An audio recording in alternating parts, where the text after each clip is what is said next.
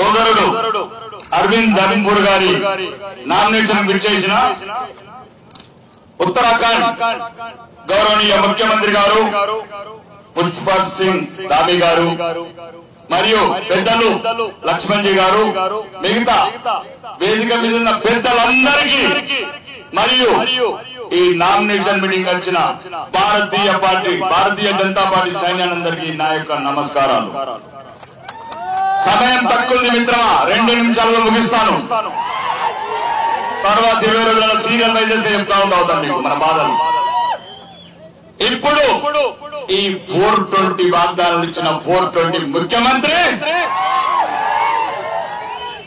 ఈ రోజు కాలవంట ప్రతి దేవుడి మీద ఒట్టు పెడుతున్నాడు.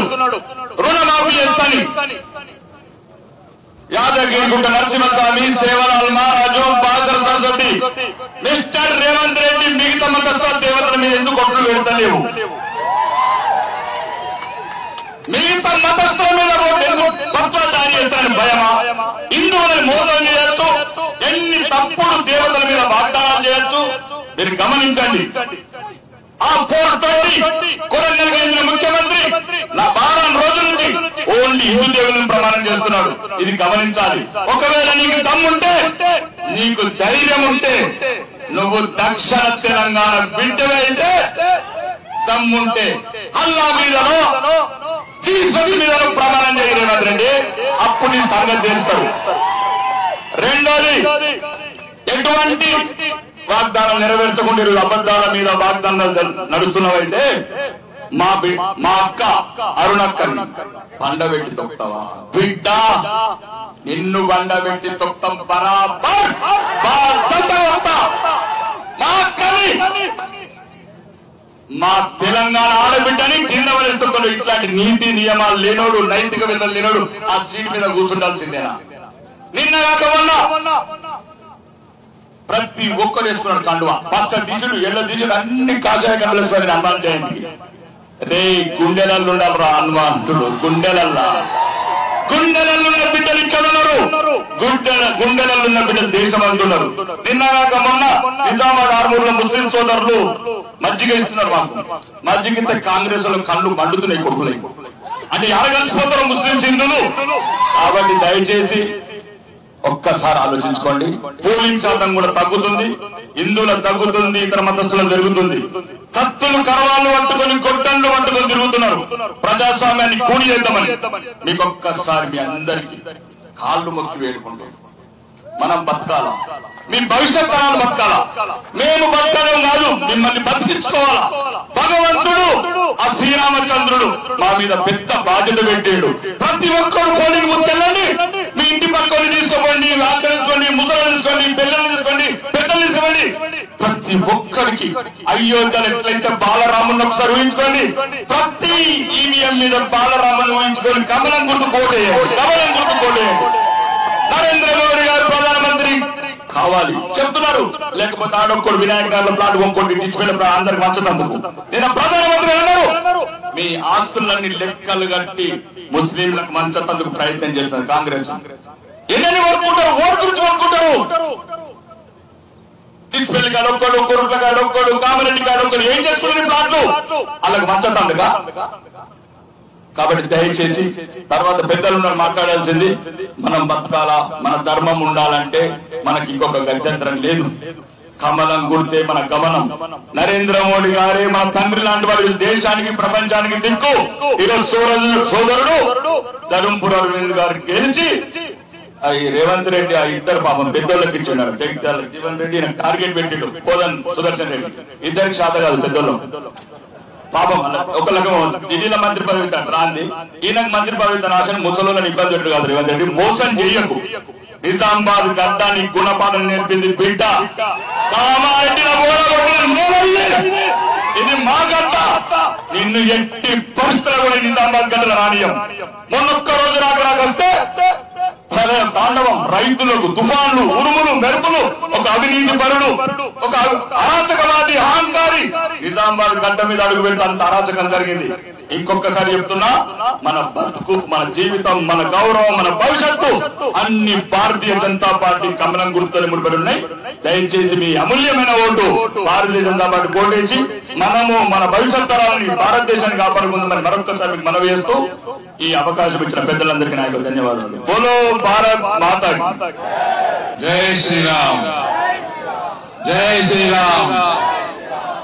పెద్దలందరికీ, నాయకులందరికీ, ఈ కార్యక్రమానికి విచ్చేసిన నా తోటి కార్యకర్త సోదరులందరికీ కూడా చేతులు జోడించి నమస్కారాలు తెలియజేస్తూ 2019లో రైతుల ఆశీర్వాదంతో, యువకులు యువకుల ఆశీర్వాదంతో, ఎన్ఆర్ఐల సహకారంతో, మహిళల ఆశీర్వాదంతో నన్ను మీరందరూ మెంబర్ ఆఫ్ పార్లమెంట్ గా ఎన్నుకోవడం జరిగింది. ఇచ్చిన వాగ్దానాలన్నీ పసుపు బోర్డు అయితేనేమి, మనకి ఎప్పటి నుంచో దశాబ్దాల నుంచి వేచి చూస్తున్న పసుపు బోర్డు మరియు Madhav Nagar railway over bridge, అటువంటి ఆ రైల్వే ఓవర్ బ్రిడ్జ్ లాంటి ఇంకా 6 రైల్వే ఓవర్ బ్రిడ్జ్లు, 2 కేంద్రీయ విద్యాలయాలు, ఇవన్నీ కూడా ప్రత్యేకంగా పసుపు బోర్డుని మన ప్రధానమంత్రి గారిని, హోంమంత్రి అమిత్ షా గారిని ఒప్పించి ఇచ్చిన హామీలన్నీ సహకారం మీ అందరి ఆశీర్వాదంతో చేసుకోవడం జరిగింది. ఇక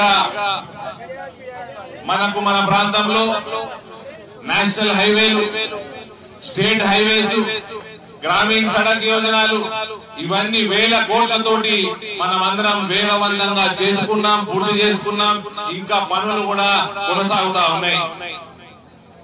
అదే రకంగా రానున్న కాలంలో కూడా మనకు చేసుకోవాల్సిన చాలా కార్యక్రమాలు ఉన్నాయి, పనులున్నాయి.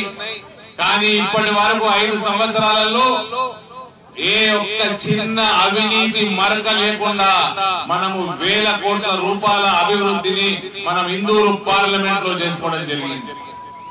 రానున్న కాలంలో జగిత్యాల మంచిర్యాల లైన్ గాని, రైల్వే లైన్ గాని, ముత్కేడు డోను ఏదైతే మహారాష్ట్ర నుంచి ముత్కేడు నుంచి కర్నూలు డోన్ దాకా రైల్వే లైన్ నిజామాబాద్ మీదుగా పోతుందో, డబ్లింగ్ పనులు, Bodhan Bidar railway line, Armoor Adilabad railway line, ఇవన్నీ చేసుకుంటూ మన గూడ్స్ షెడ్ కూడా నిజామాబాద్ రైల్వే స్టేషన్ నుంచి మనం మార్చుకోవడం జరిగింది. కొత్త రైళ్లు, అదనంగా రైళ్లు నిజామాబాద్ వచ్చే అవకాశాలు పెరిగినాయి. రానున్న కాలంలో రెగ్యులర్ గా మనము బాంబేకి, ఢిల్లీకి, రాజస్థాన్ కి, అయోధ్యకి, కాశీకి మనం ఇందూరు గడ్డ మీద నుంచి రైళ్లు నడిపించుకోవాల్సిన అవసరం ఉంది.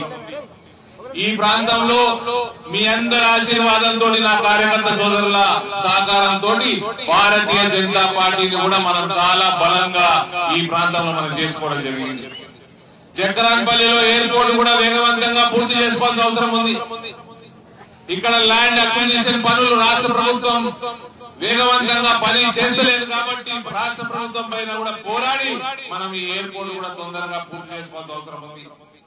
మన ఎన్ఆర్ఐ సోదరులు లక్షల మంది మనకి ఇవాళ ఈ ఎండకే మనం తట్టుకోలేకపోతున్నాము. ఎయిర్ కూలర్లు పెడితే కూడా తట్టుకోలేకపోతున్నాము. ఎండలల్లా, గల్ఫ్లల్లా పాపం వాళ్ళ పొట్ట కూటి కోసం లక్షల మంది నా సోదరులు ఆ ప్రాంతంలో ఉన్నారు. ఎడార్ల పనిచేస్తున్నారు. ఏ కాంగ్రెస్ పార్టీ గాని, ఏ బీఆర్ఎస్ పార్టీ గాని దశాబ్దాల నుంచి వాళ్ళని పట్టించుకోలేదు. ఇవాళ భారతీయ జనతా పార్టీ విదేశాలలో కూడా మనకు వివిధ పేర్లలో గల్ఫ్ ప్రాంతంలో ఇండియన్ పీపుల్స్ ఫోరం గా కేవలం రాజకీయాలకి దూరంగా సేవా కార్యక్రమాలు చేస్తున్నారు. భారతీయ జనతా పార్టీ అంటే అంత్యోదయ పాటించే పార్టీ. ప్రతి ఇంటికి, ప్రతి పేదవాడికి మన సహాయం సహకారం చేరాల, ప్రభుత్వ స్కీమ్లని చేరాల. ఇవాళ దుబాయ్ లో మొన్న జరిగిన ఫ్లడ్స్ ఏదైతే వచ్చినాయో అందులో భోజన వ్యవస్థ కూడా మన భారతీయ జనతా పార్టీ అనుబంధ సంస్థ ఇండియా పీపుల్స్ ఫోరం ఇంటికి మనకి అక్కడ భోజనం సౌకర్యం చేసింది. ఎక్కడ కూడా సహకారానికి సర్వీస్ కి వెనకంజు వేయదు భారతీయ జనతా పార్టీ. అటువంటి కార్యక్రమాలు చేసుకుంటూ ముందుకు పోతా ఉంటే ఇవాళ దొంగ ప్రేమ గుర్తుకొచ్చింది మన రేవంత్ రెడ్డి ఎన్ఆర్ఐల మీద. ఇక పసుపు రైతులకైతే జోక్ చెప్పాలి. 70 సంవత్సరాల నుంచి మన పసుపు కూడా ఎందుకు రాలేదు మన రేవంత్ చెప్పి. జీవన్ రెడ్డి గారట వ్యవసాయ మంత్రి అయిపోయారట. ఆయన వ్యవసాయ మంత్రి సంతకం పెడతారట. ఆయన మళ్ళీ బస్సు కూడా చేస్తారట. 70 సంవత్సరాల నుంచి రాంగ్ అడ్రస్ లో పోతున్నారు ఆయన. పసుపు బోర్డు వాణిజ్య శాఖలు ఉన్నది, వ్యవసాయ శాఖలు ఉండదు. వ్యవసాయ శాఖలో కాంగ్రెస్ పార్టీ 70 సంవత్సరాలు చెప్తున్నారు. నన్ను ఒకసారి ఎంపీ చేసి నేను వాణిజ్య శాఖ కోసం తీసుకొచ్చి పెట్టి అది వచ్చే వరకు స్పైసీస్ బోర్డు కూడా పెట్టి 2 బోర్డులు తెచ్చినాయి. కార్యాలయం రైతన్నలందరూ కాంగ్రెస్ పార్టీ ఎక్కడ ఉంది కార్యాలయం, ఎక్కడ ఉంది రైతన్నలందరూ ఎప్పుడు కార్యాలయం ఇందూరుగడ్డ మీద కావాలా, ఇందూరుగడ్డ మీద కావాలా.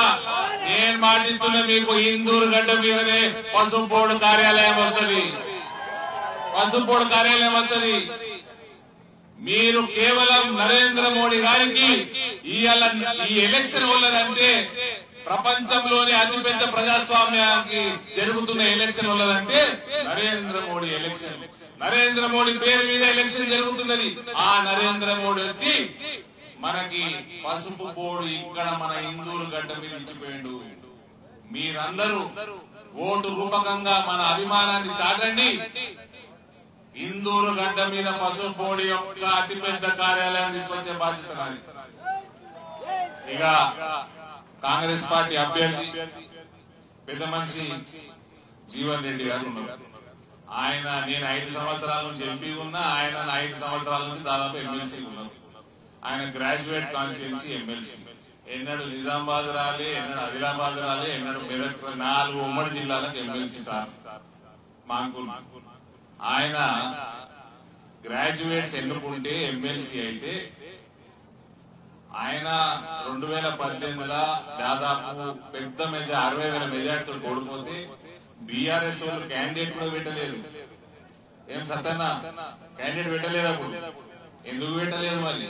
అప్పుడు పెట్టకుంటే ఎమ్మెల్సీ 4 జిల్లాల గ్రాడ్యుయేట్స్ డిగ్రీ చదువుకున్న వాళ్ళు ఎన్నుకుంటే వాళ్ళ కోసం గత 10 సంవత్సరాలలో జరుగుతున్న అన్యాయం, ఒక నోటిఫికేషన్ లేదు, ఒక ఉద్యోగం లేదు. తెలంగాణ పిఎస్సి పేపర్లు గ్రూప్ 1 గ్రూప్ 2 పేపర్లు లీక్ అవుతుంటే ఎన్నడన్నా ఆయన కొట్లాడిండా, ఎన్నడన్నా ప్రశ్నించిండా? ఎంప్లాయ్మెంట్ కోసం ఎన్నడన్నా ప్రభుత్వాలను ప్రశ్నించిండా? అక్రమాలు జరుగుతుంటే ఎడ్యుకేషన్ సిస్టమ్ లా ప్రశ్నించిండా? ప్రశ్నించలేదు, మనకు కనబడం కూడా లేదు. ఇలా ఆయన కూడా చక్కెర ఫ్యాక్టరీ తెరిపిస్తా అంటున్నాడు. ఆయన ఎప్పుడో మంత్రి ఉన్నప్పుడు ఆయన మెంబర్ ఉన్నాడు, మెంబర్ ఉండి చెరుకు ఫ్యాక్టరీలు తెరిపించలేదు. అప్పుడు కమిటీలో ఉన్నాడు, మళ్ళీ ఇప్పుడు కమిటీలో ఉన్నాడు. కమిటీ ఏమో 2025 డిసెంబర్ తెరిపిస్తామంటే మొన్న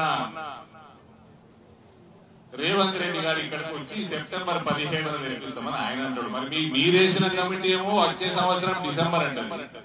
ముఖ్యమంత్రి ఏమో ఇక్కడ వచ్చి ఓట్ల కోసం అబద్ధాలు ఆడుతున్నాడు. ఆ అబద్ధాలు కూడా రాకేష్ రెడ్డి గారు చెప్పినట్టు మన దేవుళ్ల మీద ఒట్టేస్తున్నాడు, మన దేవుళ్ల మీద ఒట్టేస్తున్నాడు. ఆ టోపీ వేటు అల్లా మీద ఒట్టే దమ్ముండే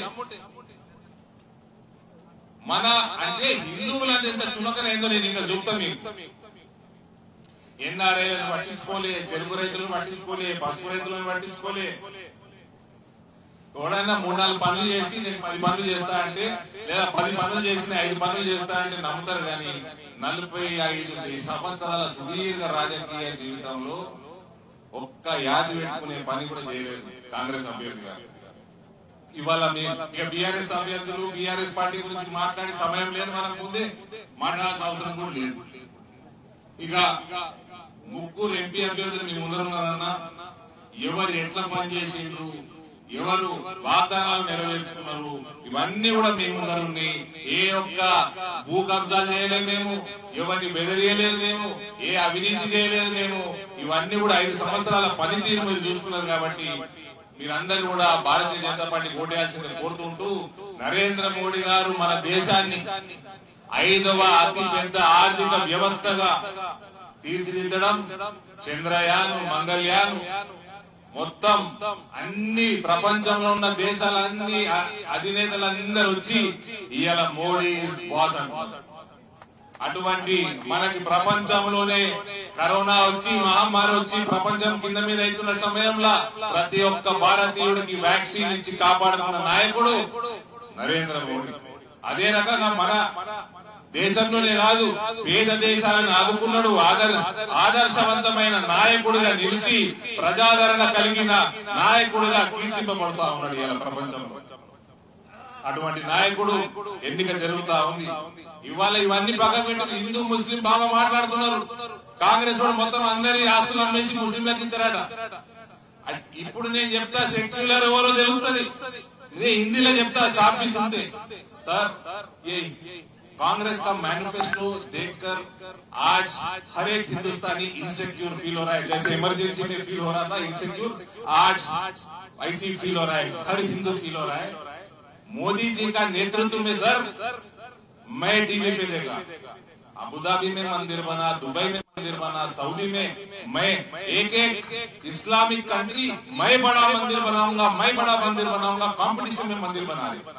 उसके अलावा रमजान का महीना अभी बीत गया, मैं देखा मुसलमान शेख दुबई या अबुधाबी में रोजा खोलने के लिए मंदिर जाके प्रसाद खाकर रोजा खोले.